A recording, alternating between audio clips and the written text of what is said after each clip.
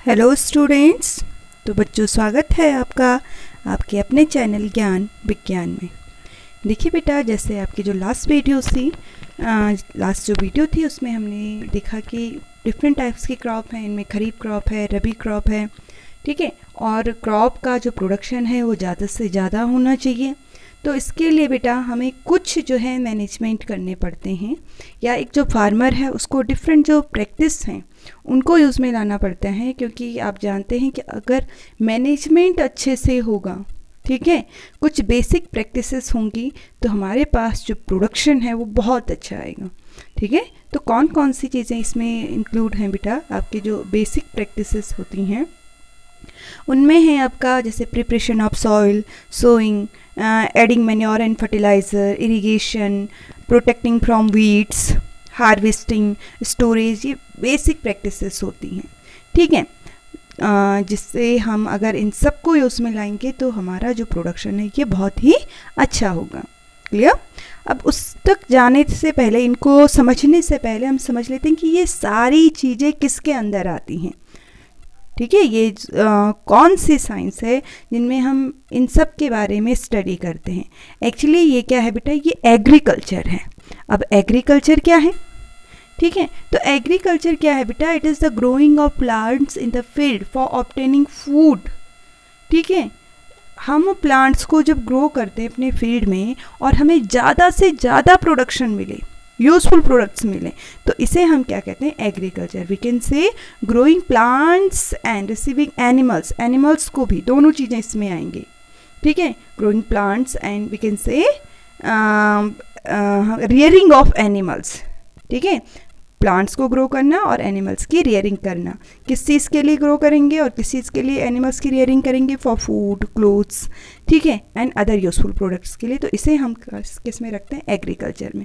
अब एग्रीकल्चर करने के लिए क्या क्या बेसिक प्रैक्टिसेस हैं? तो उनमें मैंने जैसे पहले आपसे कहा, प्रिपरेशन ऑफ सॉइल है, सोइंग है, एडिंग मैन्योर एंड फर्टिलाइज़र है, इरीगेशन है, प्रोटेक्टिंग फ्रॉम वीड्स, हार्वेस्टिंग है, स्टोरेज है। इन सब को हम एक एक करके पढ़ेंगे बेटा, ठीक है। और इनको एक्सप्लेन करने से पहले या इनको समझने से पहले हम लोगों के माइंड में होना चाहिए कि अगर एक फार्मर ज़्यादा से ज़्यादा अपनी क्रॉप का प्रोडक्शन चाहता है तो उसे एक मैनेजमेंट करना पड़ता है। जैसे आपके चैप्टर का नाम ही है क्रॉप प्रोडक्शन एंड मैनेजमेंट, और उसके माइंड में 3 क्राइटेरिया होंगे। क्या? एक तो क्रॉप वैरायटी इम्प्रूवमेंट, कि क्रॉप की वैरायटी बहुत अच्छी हो। दूसरा होगा कि क्रॉप जो है इम्प्रूवमेंट, ज़्यादा से ज़्यादा यील्ड उसे मिले, यानी कि क्रॉप प्रोडक्शन मैनेजमेंट, की प्रोडक्शन ज़्यादा से ज़्यादा हो। और थर्ड होगा क्रॉप प्रोटेक्शन मैनेजमेंट। प्रोटेक्शन यानी कि वीड्स से, अदर जो पेस्ट हैं, इंसेक्ट्स हैं, उन सब से इसको प्रोटेक्ट करना है, ठीक है। और ये जो 3 मैनेजमेंट है, इसी के अंदर ये सारी चीज़ें आपकी आती हैं, जो ये एक्टिविटीज़ मैं आपसे कह रही हूँ कि preparation of soil, sowing, adding manure and fertiliser, irrigation, ठीक है, protecting from weeds, harvesting, storage. तो इनको हम एक एक करके एक्सप्लेन करेंगे, ठीक है। तो सबसे पहले हम जानते हैं बेटा कि अगर प्रोडक्शन इंक्रीज़ करना है, ज़्यादा से ज़्यादा प्रोडक्शन हो, तो हमने कहा कि बहुत अच्छे से मैनेजमेंट होना चाहिए। तो उसके लिए सबसे पहला जो है वो क्या होगा? That is the preparation of soil, ठीक है। या आप खुद सोचिए, अगर आप एक फार्मर हैं, आपको मैंने कहा यू आर अ फार्मर, आप एक फार्मर हैं और आपके पास ये फील्ड है, आपको उसमें कुछ ग्रो करना है, तो उसके लिए सबसे पहले आप जब उस खेत में जाएंगे तो क्या सोचेंगे कि इसमें अब क्या करना पड़ेगा? आपके माइंड में आएगा कि हमें इसमें प्लगिंग करनी पड़ेगी, या प्लविंग भी हम कह सकते हैं, टिलिंग करनी पड़ेंगी। तो क्या है ये प्लविंग और टिलिंग है क्या? वैसे जनरली तो हम कहते हैं हल लगाना, ठीक है, लेकिन साइंटिफिक जो टर्म है इसका, या जो टर्म है, वो प्लविंग और टिलिंग आपका है। Actually it is the process of loosening and turning the soil. जब हमारे सॉइल लूज करना, उसको, है ना, हार्ड रहती है विदाउट प्लगिंग हो, या उसको टर्न करना, ऊपर की लेयर नीचे ले जाना, नीचे की ऊपर ले आना, तो इसी को हम क्या कहते हैं? प्लगिंग करते हैं। और किसकी हेल्प से होता है ये? Using a plug. और आपका ट्रैक्टर वगैरह भी आपके इसमें यूज़ होते हैं, ठीक है। तो ये एक आपका ट्रेडिशनल मेथड है, जो फर्स्ट वाला जो मेथड आप देख रहे हैं, पहले जो है इस तरह से प्लविंग होती थी फील्ड में, और ये आपका क्या है? It is a modern method, जिसमें आपके ट्रैक्टर की हेल्प से हम प्रिपरेशन करते हैं या प्लविंग करते हैं अपनी फील्ड की, ठीक है। अब इसके एडवांटेज क्या हैं? क्यों प्लगिंग करते हैं? एक्चुअली क्या होगा बेटा, जब हम खेत में हल लगाएंगे, प्लगिंग करेंगे, तो ये क्या करेगा, आप देखेंगे हमारी सॉइल लूज हो जाएगी और इससे एयर सर्कुलेशन बढ़ेगा, एयर नीचे तक जाएगी। तो जो प्लांट्स की जो रूट्स हैं उन्हें ब्रीथ करने के लिए एयर मिलेगी।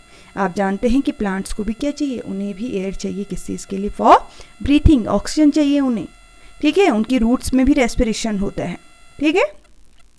अगर प्लगिंग होगी तो जो रूट्स है वो और डीप जा पाएंगी, बिल्कुल डीप जाएंगी तो वहाँ से क्या मिलेगा, वहाँ से वो क्या एब्जॉर्ब कर सकती हैं, वाटर एब्जॉर्ब कर सकती हैं, ठीक है। प्लांट्स बहुत अच्छे से जो है होल्ड रह सकता है सॉइल में, ठीक है।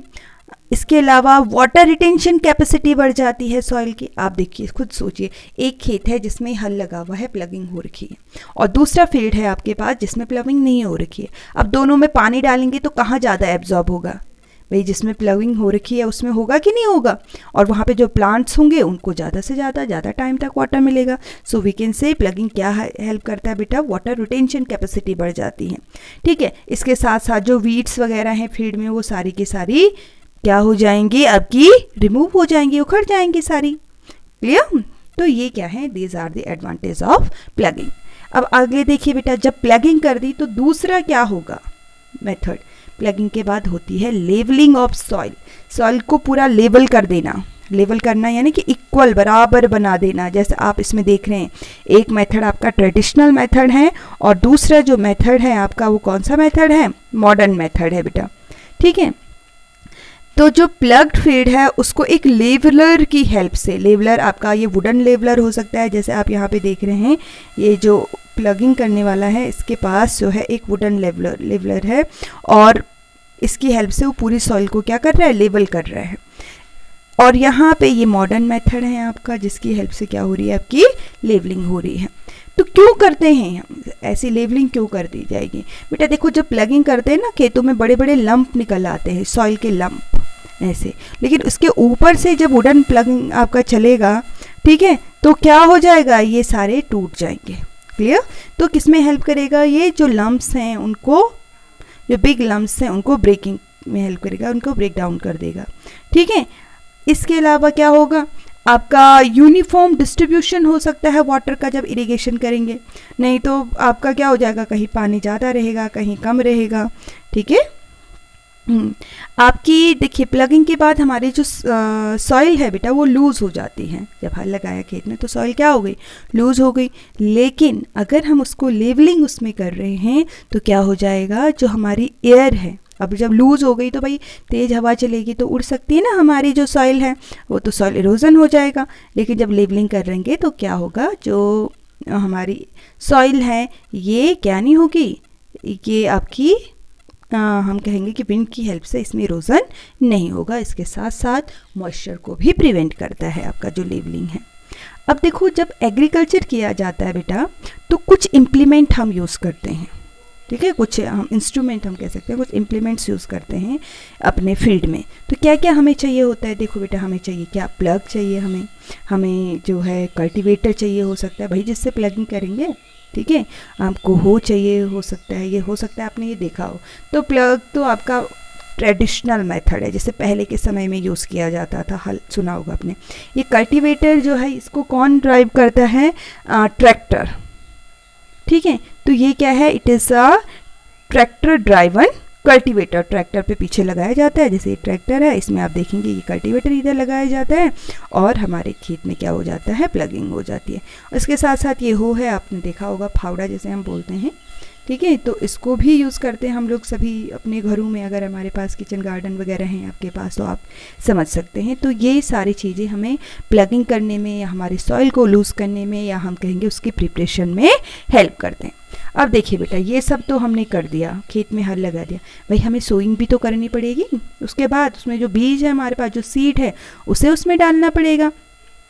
तो इसके लिए हमें क्या चाहिए होगा भाई, सबसे पहले तो सीड चाहिए, जब सोइंग करनी है तो सीड कैसे होने चाहिए हमारे, शुड बी हेल्दी होने चाहिए। तो हम कैसे हेल्दी सीड्स को सेलेक्ट कर सकते हैं बेटा, क्या क्राइटेरिया हमारा होगा? सबसे पहले तो हम सीज़न का भी ध्यान रखेंगे, भाई किस सीज़न में आपका जो है सोइंग हो रही है, किस सीज़न का ये टाइम है, रबी क्रॉप है या खरीफ क्रॉप है, उसके अकॉर्डिंग सीड को सेलेक्ट कर लेंगे। दूसरा हमारे पास जो है क्या है, हमारे सॉइल का टाइप कैसा है, कैसे न्यूट्रिएंट उसमें प्रेजेंट है, उसके अकॉर्डिंग हम सीड सेलेक्ट करेंगे। थर्ड, हमारे जो सीड हैं वो कैसे होने चाहिए, it should be healthy seeds होने चाहिए। और इसके लिए हम क्या करेंगे, एक ग्लास ले लेंगे या कोई बीकर अपने पास, ठीक है, उसमें सीड्स सारे डाल देंगे, ठीक है, या हम कहेंगे कि हमारे पास क्या है, एक बकेट हो, ठीक है, तो हम क्या करेंगे, जो सारे सीड हैं, ठीक है, जो बकेट है ये कैसी होनी चाहिए, it should be full with water होना चाहिए इसमें। जैसे ही हम इसमें सारे सीड्स डालेंगे बेटा, जो हेल्दी सीड्स हैं ये क्या हो जाएंगे, they will sink at the bottom of the packet, ठीक है। और जो आपके अनहेल्दी सीड्स हैं, यानी कि ऐसे सीड्स जिनको किसने खा लिया है, इंसेक्ट्स ने ईट कर लिया है, जो लाइट वेटेड हैं, जिनमें अंदर फूड नहीं है, तो वो क्या होंगे, they will float on the top में फ्लोट करेंगे और उनको फिर हम सेपरेट कर सकते हैं। क्लियर, ठीक है। अब कैसे मेथड से हम सोइंग कर सकते हैं, बाय हैंड। ये जो मेथड है इसे हम ब्रॉडकास्टिंग कहते हैं, और दूसरा मेथड होता है बेटा आपका सीड ड्रिल की हेल्प से। जैसे आप इसमें देख रहे हैं, आपके पास अगर आप देखो, ये देखिए, ये एक सीड ड्रिल है और ये ट्रेडिशनल है, ये मॉडर्न सीड ड्रिल है। इसके अंदर सीड डाल दिए जाते हैं और साथ साथ जैसे जैसे प्लगिंग हो रही है वैसे वैसे क्या होता है आपका, वैसे वैसे सीड्स भी नीचे आते रहते हैं। यहाँ से ये जो सीड है ये नीचे आएंगे आपके और हमारे फील्ड में सोइंग होती रहेगी, ठीक है। इससे बहुत अच्छा फ़ायदा है कि एक यूनिफॉर्म रो में जो है आप समझ सकते हैं कि हमारे जो सीड्स हैं वो ग्रो होंगे।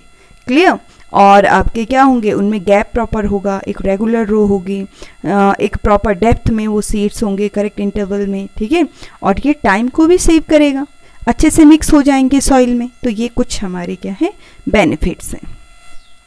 इसके अलावा देखिए बेटा, क्या प्रिकॉशन रखने चाहिए हमें सीड की सोइंग के टाइम पे, ये एक राइट डेप्थ में हो, सबसे बड़ी बात। बहुत ऊपर होंगे तो उनको बर्ड्स खा लेंगे, बहुत नीचे चले जाएंगे तो वो क्या हो सकते हैं, कभी जर्मिनेट ही नहीं होंगे, ठीक है। एक सही इंटरवल में हो, बिल्कुल पास भी ना हो। अगर बिल्कुल पास हो गए हमारे, वो क्या करेंगे, they will compete with each other for nutrients and water, ठीक है। और बहुत दूर दूर हो गई तो हमारे सॉइल पूरी तरह से यूटिलाइज नहीं होगी। इसके अलावा हमारे जो सीड्स हैं, कभी भी ड्राई सॉइल में हमें इनकी सोइंग नहीं करनी चाहिए, क्योंकि जो ड्राई सॉइल है बेटा, इससे क्या हो जाएगा आपका, वो जर्मिनेट नहीं हो पाएंगे। और हाईली वेट सॉइल में भी नहीं होनी चाहिए, क्योंकि उससे वो डिकम्पोज हो सकते हैं वहीं पे। क्लियर, तो ये कुछ प्रिकॉशंस हैं जिनका हमें ध्यान रखना है। अब इसके बाद बात आती है कि भाई अब जब ये सीड हमने बो दिए तो उन्हें न्यूट्रिएंट भी तो चाहिए। तो जो ये न्यूट्रिएंट हैं ये कहाँ से मिलेंगे उनको, इसके लिए हमें अपने फील्ड में क्या ऐड करना पड़ेगा बेटा, फर्टिलाइज़र और मैन्योर। तो दोनों में क्या डिफरेंस है, अगर आप फर्टिलाइज़र और मैन्योर देखिए तो फर्टिलाइज़र आपके केमिकल्स होते हैं बेटा, ये इनऑर्गेनिक सॉल्ट होते हैं, जिन्हें जो हमें कहाँ से मिलते हैं, फैक्ट्री वगैरह से या मार्केट वगैरह से, जिनकी हम परचेस करते हैं, ठीक है। जबकि मैन्योर आपका नेचुरल होता है, जिनको हम ऑर्गेनिक हम कहते सकते हैं कि ऑर्गेनिक सब्सटेंस से इसको बनाया जाता है। इनको किससे बनाया जा सकता है, decomposition of cattle dung, human waste and plant जो रेसिड्यूज हैं, प्लांट्स के लीव्स हैं, अदर जो ऑर्गेनिक वेस्ट है उसको डिकम्पोज करके हम मैन्योर बना सकते हैं। फर्टिलाइज़र आपका फैक्ट्री में प्रिपेयर किया जाता है और मैन्योर आपके कहाँ पे प्रिपेयर किए जाते हैं, फील्ड्स में, घर में भी बना सकते हैं। फर्टिलाइज़र काफ़ी कॉस्टली होते हैं बेटा, ठीक है, जबकि मैन्योर आपके चीप होते हैं। जो फर्टिलाइज़र हैं उनमें न्यूट्रिएंट काफ़ी ज़्यादा होते हैं, जैसे नाइट्रोजन, फास्फोरस एंड पोटेशियम, ये क्या है, these are the some example of fertilisers. जबकि आपके जो मैन्योर हैं ये क्या हैं, उनमें न्यूट्रिएंट कम होते हैं, क्योंकि ये घर की चीज़ों से, ऑर्गेनिक वेस्ट से बनाया जाता है, तो इनमें न्यूट्रिएंट कम होते हैं। तो ये आप लोगों ने कुछ टेक्निक्स देखी, ठीक है, कुछ डिफरेंसेस देखे फर्टिलाइज़र एंड मैन्योर में, और इसको हम आगे जो है एक्सप्लेन अपनी नेक्स्ट वीडियो में करेंगे बेटा। अगर आपको वीडियो अच्छी लगे तो वीडियो को लाइक ज़रूर करिए, अभी तक सब्सक्राइब नहीं किया है तो चैनल को सब्सक्राइब करिए, वीडियो को ज़्यादा से ज़्यादा शेयर करिए। थैंक यू बच्चों।